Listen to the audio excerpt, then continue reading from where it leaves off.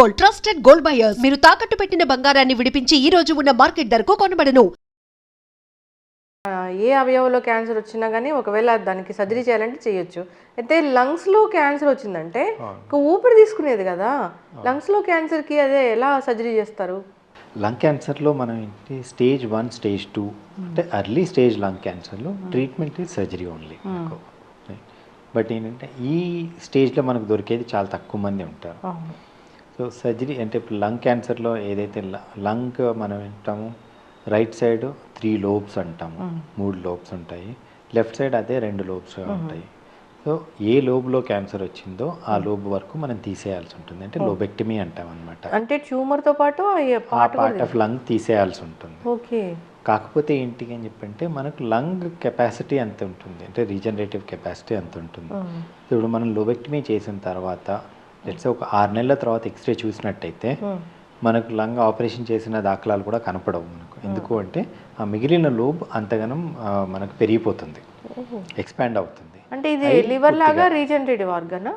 అది the lobes are more ఇప్పుడు ఏమంటాము ఎలాస్టిక్గా ఉంటాయి, మోర్ ఎయిర్ ఫీల్డ్ ఉంటాయి, అంటే దాని నిండా అంటే స్పాంజ్ లాగా ఉంటుంది కదా. సో ఎక్స్పాండ్ అయిపోతాయి మనకు. ఎక్స్పాండ్ అయ్యి మనం తీసిన లోబ్ మందం కూడా ఇవి ఫిల్ చేసేస్తాయి మనకు. సో అందువల్ల ఏంటి అని చెప్పంటే పేషెంట్ మిగతా లంగ్ అంతా బాగుంది అన్నప్పుడు ఒక సైడ్ పూర్తి లంగ్ తీసినా కూడా ఒక సైడ్ లంగ్ సరిపోతుంది మనకు. Only smokers already lung damage అయిన ఉన్న వాళ్ళల్లోనే ప్రాబ్లం అవుతుంది.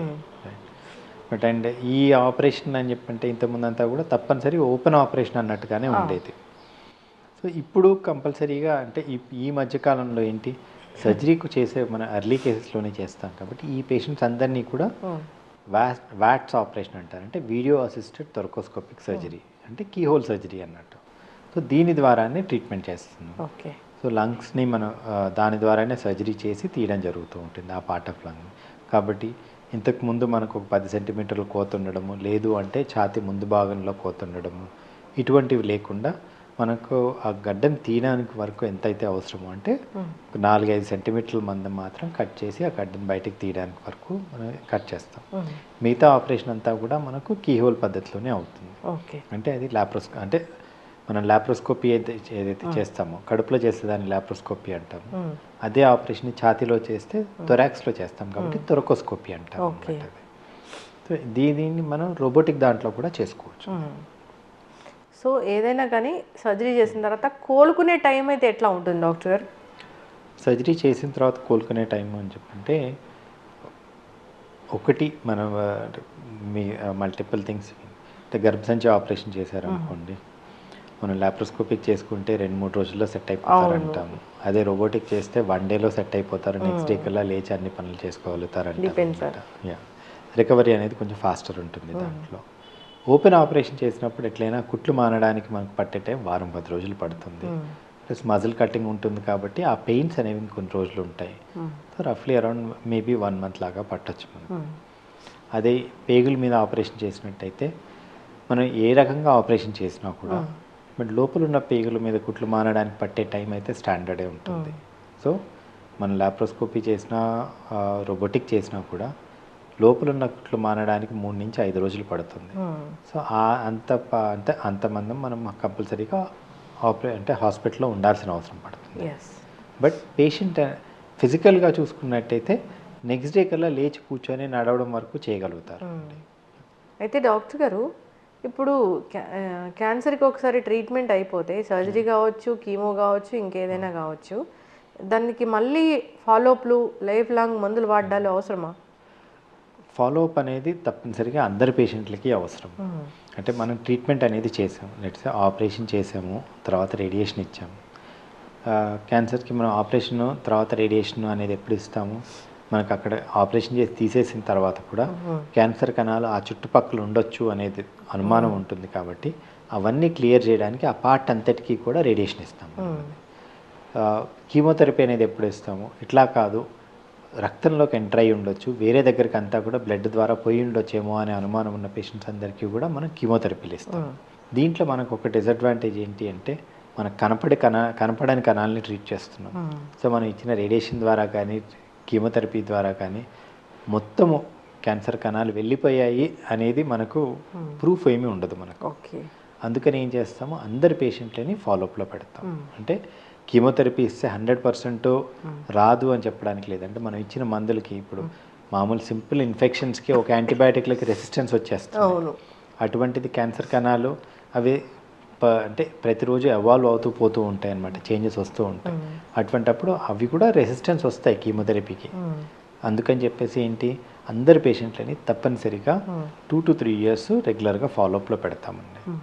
Yes.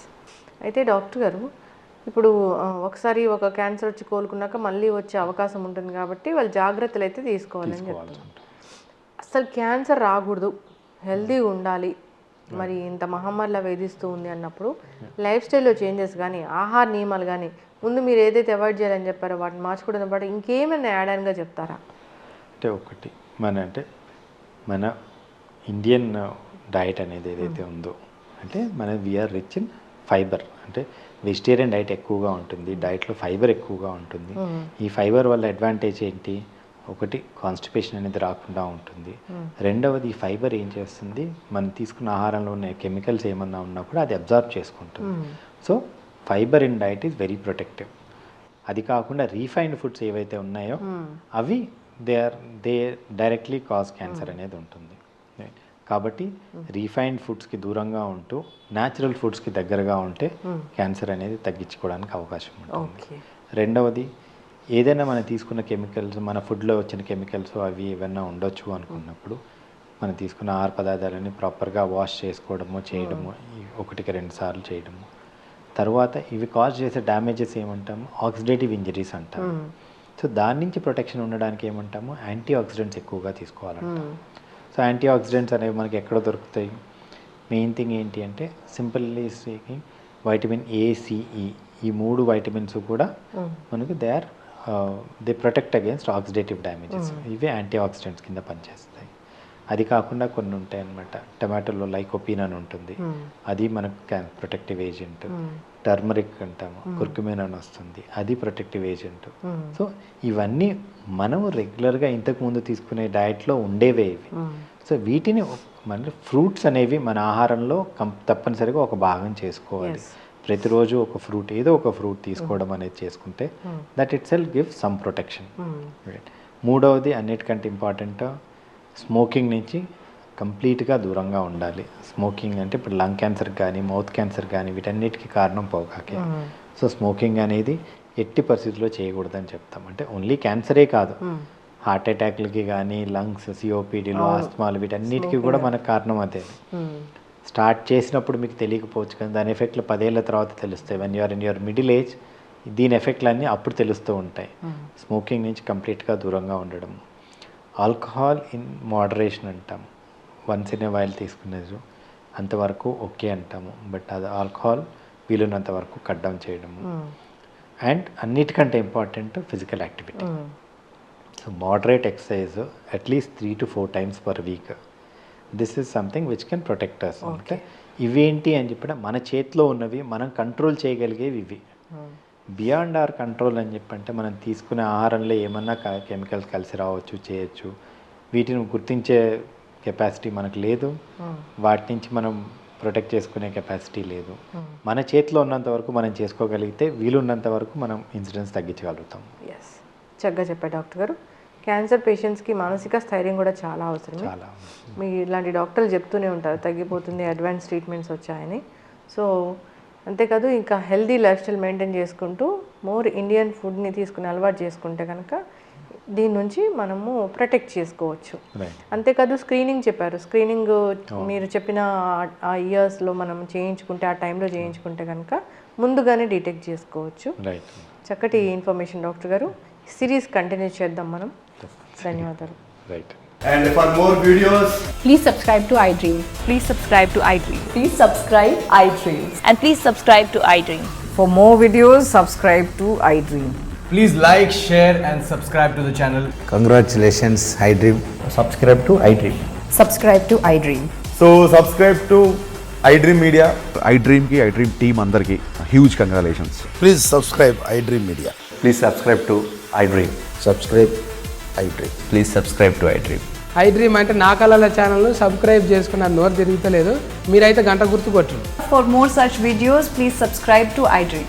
Subscribe to iDream. Please subscribe to iDream. Please subscribe iDream Media. Please do subscribe to iDream. Please subscribe to iDream Media. For best entertainment and information, please subscribe iDream. And don't forget to subscribe to iDream.